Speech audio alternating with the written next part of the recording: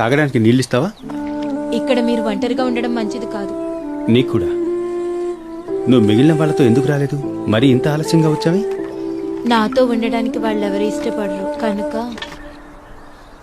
నువ్వు వెళ్ళి ముందు నీ పెనిమిటిని పిలుచుకుని ఇక్కడికి రా, మీ ఇద్దరికి చూపిస్తాను. నాకు భర్త లేడు.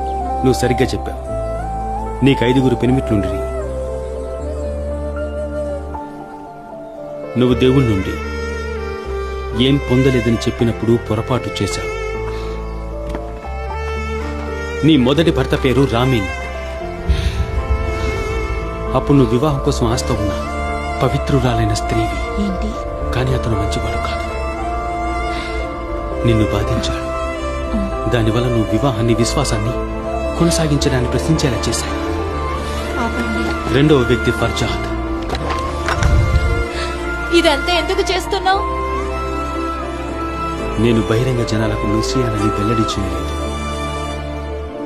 నువ్వే మొదటి వ్యక్తివి. నువ్వు నన్ను నమ్మితే బాగుంటుంది. నువ్వు సరైన వ్యక్తిని ఎన్నుకోలేదు. నిన్ను కలవడానికే నేను సమరయ వచ్చాను. మిట్ట మధ్యాహ్నం నేను ఇక్కడ ఉండటం అనుకోకుండా జరిగిందని భావిస్తున్నావా?